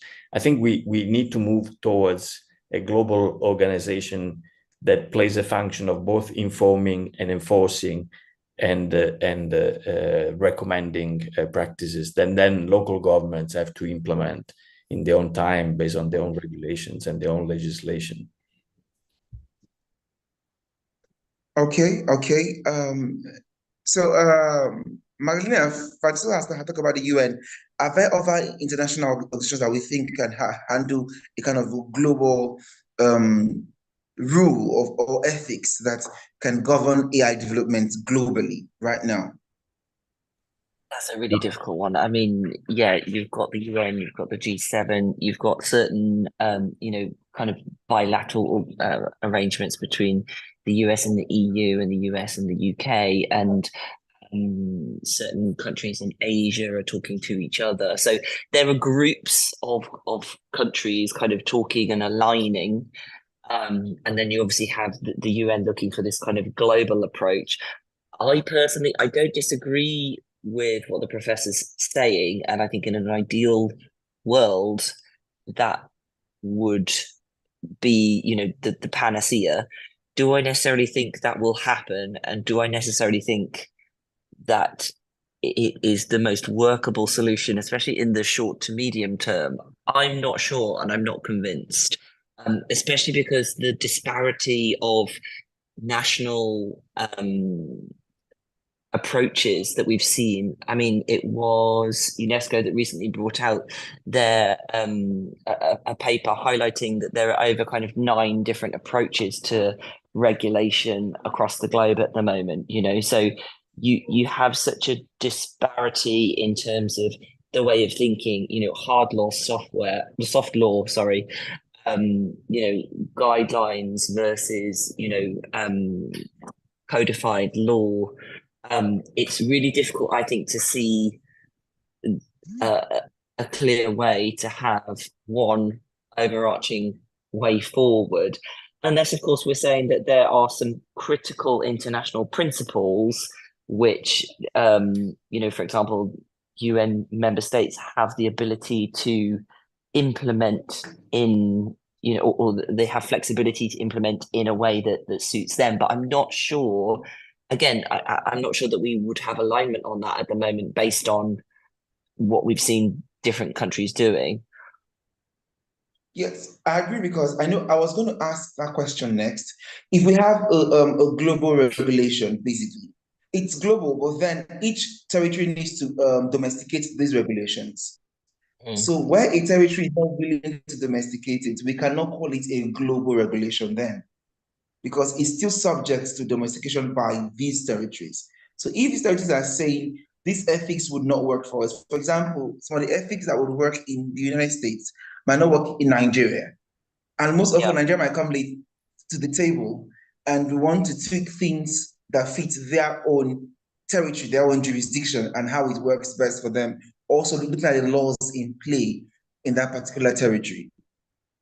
So that means we're saying it's going to be most likely difficult to have a global regulation that can cover ethics for AI development then.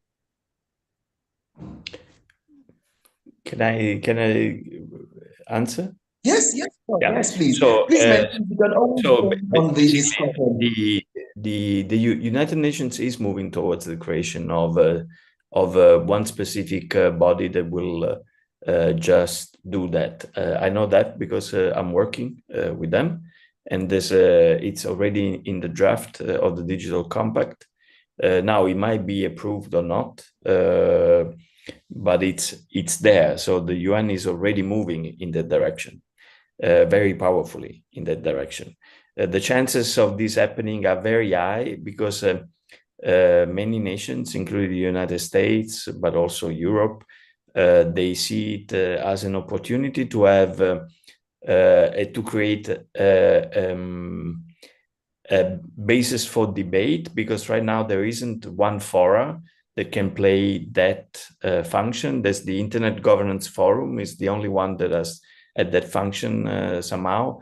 It's been indicated as one of the possible platforms, but in reality, nothing represents better than the dynamics of the globe than the United Nations.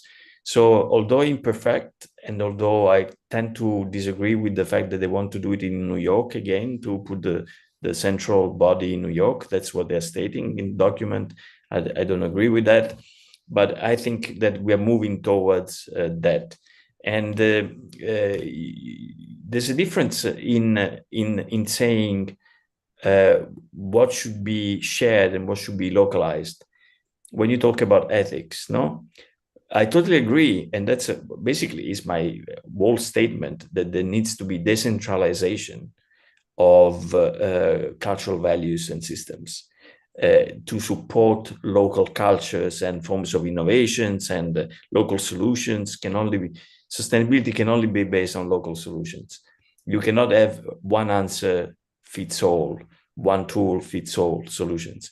But you're mistaken when you think about ethics in that sense. We're talking about the implementation of human rights within human systems. Human rights are pretty well established kind of in terms of ideals and areas of engagement. So those human rights, we need to strive to embed them by design in all AI tools that affect society at large. Now, if you're running an organization and you're running the AI for your own organization, you might run it in a different way. But in the moment in which that AI is used to provide services or to be functioning in the public space, then we need to have these systems to abide on human rights. Human rights is probably the best human production in the history of humanity. It established very clear kind of baselines for what we wish to be a fair society. So it's different to understand human rights as a set of rights that should be fair and for all, and the fact that local cultural dimensions should be also present. I tend to agree that it's a long-term dream because I don't think they're going to accept to create such a body because right now the geopolitics don't allow it, and they won't allow the centralization of decision making because they're competing and they want their own freedom in developing their own regulations. They're even competing for regulation. The US is competing now in the regulatory space, in the standard space. So I don't think it's going to happen. But that doesn't mean we should not thrive in the elaboration of the idea. We should really try, because I think that the UN is the only space that exists, the only forum where the conversation can take place to the advantage of everybody. It is imperfect, but we don't have a better fora right now. So.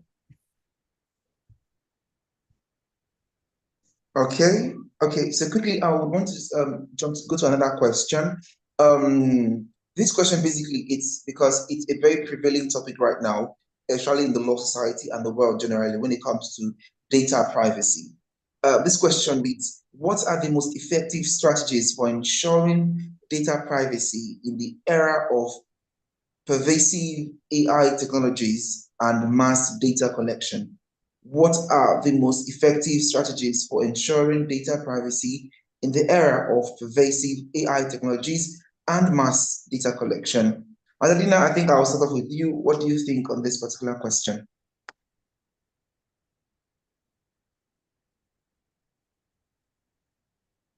Sorry, is that directed at...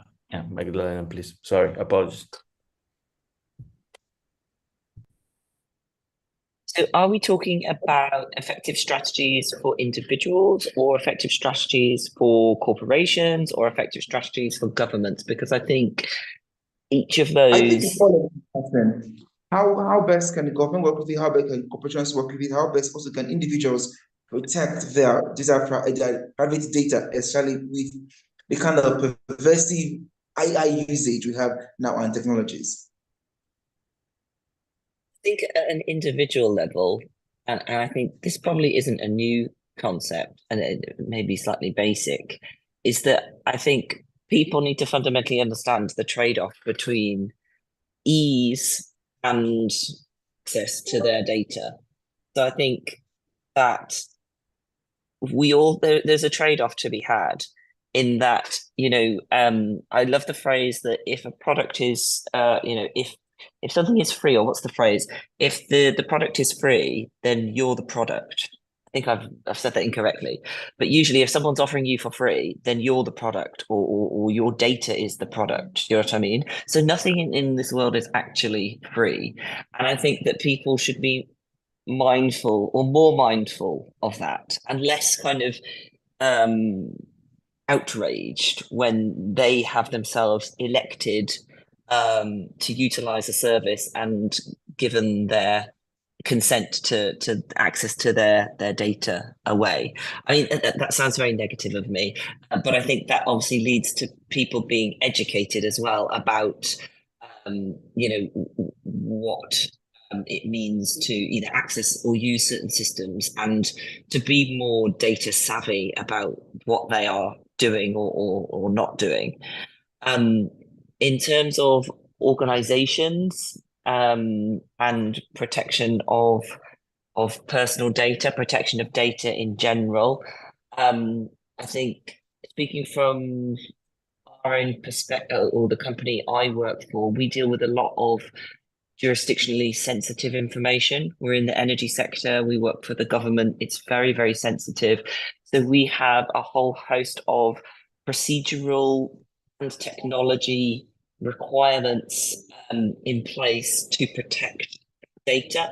And it is rigorously tested and audited continuously to make sure that we are not just in line with regulation, but also in line with our version of best practice in order to safeguard the data that's being used to train models, and then also any potential for use of our models to be used in some way to reverse engineer the data that was used in training.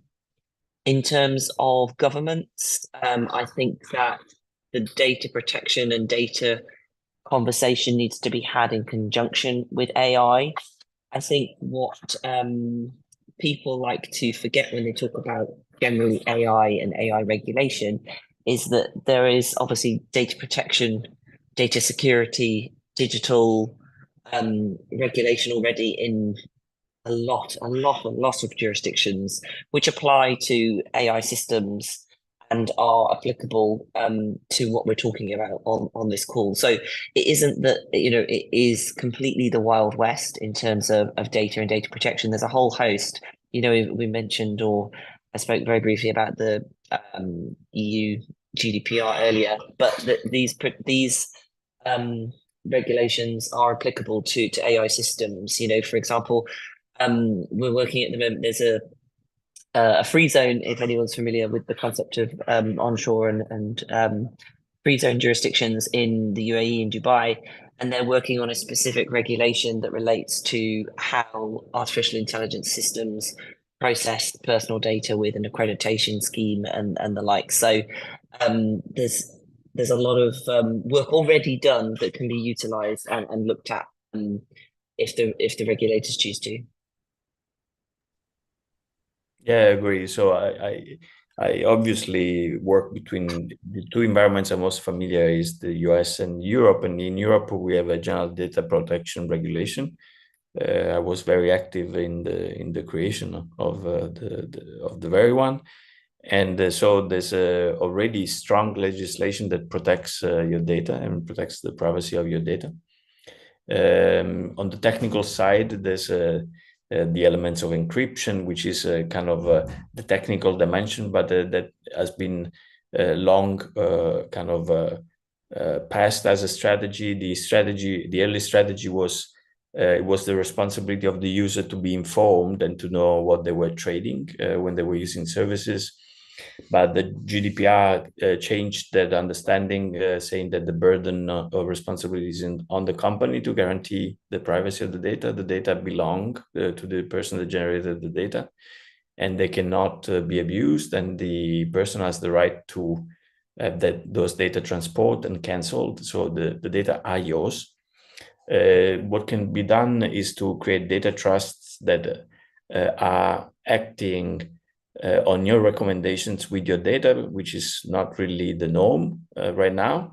But there would be a very, very feasible way of doing it is to create organizations that are overseeing the use of your data and making sure that the data are used according to your guidance and to your interpretation. But as I said, the General Data Protection Regulation has gone really far in discussing and debunking the idea that the individual should be responsible of the trade-off of using a platform and trading that is or their data as part of the service, because the burden of responsibility is now on the company to guarantee anonymity in most contexts, unless not necessary. So there is a lot that is already available to do that, and is not yet globally implemented. So one way to do it would be to push for the adoption of general data protection regulation like legislation globally, which is happening, by the way, because for example, on a individual basis, there's been negotiations between the states and the US now for some time about the exchange of data between the two geopolitical powers, and there is agreed legislation that governs the way in which these data are used and how they should be used. So there are chances to create a global-like system to guarantee privacy of data. But there's also, and there are also always exceptions, for example, for authorities under a specific legal system to have access to this data. I mean, the company can get your data, but if it's illegal for them to use it, then they can do nothing, because, I mean, you move on the assumption that most people that operate, they want to do something with those data. That's when it becomes economically feasible for them to do it. If it's legally forbidden for them to use them, well, they can, in theory, infringe the law, but that's not what most companies do. So that's why big companies that are operating, they're all trying to comply with general data protection regulation. Otherwise, they're excluded from the European market system. Very many decide not to be in the European market system because of the GDPR. But then eventually they adapt because it's a big market, and if all the other countries did the same, it would be a big step forward towards privacy and the global system for the definition of privacy and the limits of privacy. Okay, thank you so much to our mentors. We take our one very important segment now, and that's going to be our picture time, please. So quickly, mentees, can we just kindly turn on our cameras? Mentors, let's quickly have our picture time. And then the last few minutes of class, I need mentees to ask live questions and let's speak. Mentees, the one important part of JIIPCC is the fact that we give you a platform to interact with industry professionals one-on-one. So it's not enough to have your questions in the chat box and you have these mentees here. You can always unmute, turn on your cameras, ask live questions. Most times it's amazing. They might hear something they like and invite you over to work with you based on what you have in your head. So it's not enough to just post things in the chat box. These mentors are here, and from what you're hearing today, they are capable of answering any question in the world as long as it pertains to AI. So after our picture time, mentees, get ready for your live questions. You unmute, turn on your cameras and ask questions for a few minutes so our mentors can actually get to see us more and hear these questions and of course answer them. Okay, so our picture time quickly. Okay, please, can we have, sorry about the echo. Please, can we have more mentees turn on their videos if that's possible? Hello, John Adams. Hello, Bridget.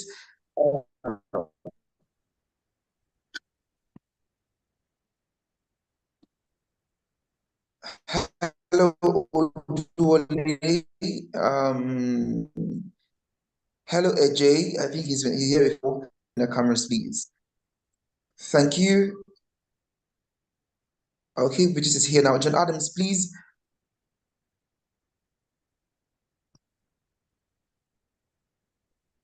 Once again, I want to say a big thank you to our mentors. It's okay, we are done. Job. Thank you. Our mentors, there's this high level of intellectual prowess you're displaying here today, and it's mind-blowing. I would come back to this particular session to go through the entire session again because I've been bamboozled with amazing knowledge, really amazing knowledge. It's really bringing back my love for AI and to pursue more in that career because I love how much you're opening up, especially with regards to bias. And of course, human rights. Being a lawyer who does a lot of things with rights, it's really nice to know that. I think we're sleeping on a lot of rights, especially we in this part of the world. A lot of rights we're sleeping on when it comes to AI and its usages. Okay, so our mentees, I want to open up for live questions now. You can quickly signify. Let's get some live questions. Sorry, I have to say goodbye because I have another appointment.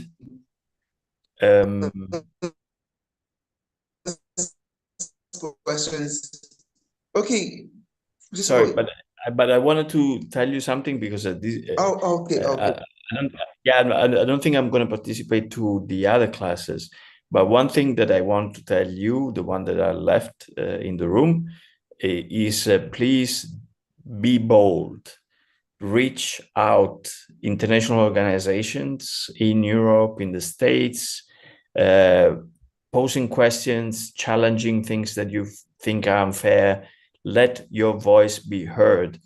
You are professionals among a very specific group with very specific skills. Use your skills to get your voice heard, and don't be afraid to challenge even the biggest organizations or the biggest groups, because you will be heard if you talk.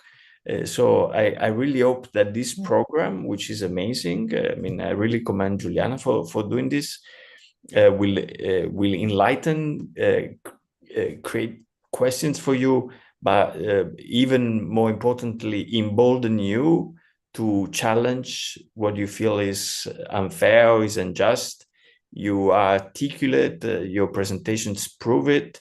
Don't be afraid to get out of your own comfort zones and ask to sit at the table, because by just sitting at the table, you will change the conversation. So please take this opportunity and this program as an encouragement to do that. And I hope to see you soon. I'm sorry I have to go, but I'm alone with my daughter. She's little and I have to pick her up, and I would have happily stayed more. Thank you for the other mentors. I look forward to be in touch with you later. Thank you. Thank you so much, Manchester. Thank you so much. It's an honor having you with us today. Thank you. Thank you.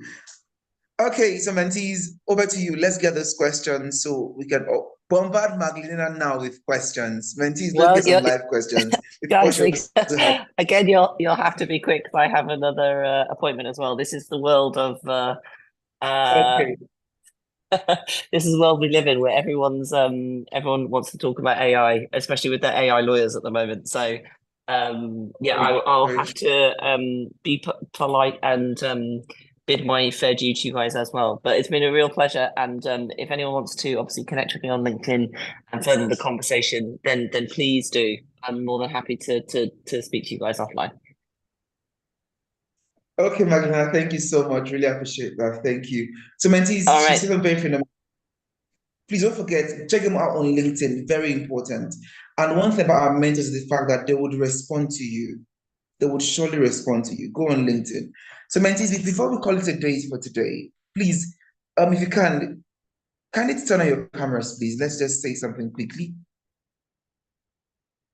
Quickly, please. If you can turn your camera, please quickly just turn on your camera. Let's say something quickly so that we can get on with today. Okay, so very important. In the AI space, there are very few AI professionals who understand, especially, I know some of you are lawyers, some of you are non-lawyers, and in the AI space, especially for Nigeria, we're trying to still get a seat on that table. Very importantly, when we're having discussions like this, ensure to ask live questions. It's not enough to throw them in the chat box. You want these mentors to relate with you on a personal note. They should get to know you better.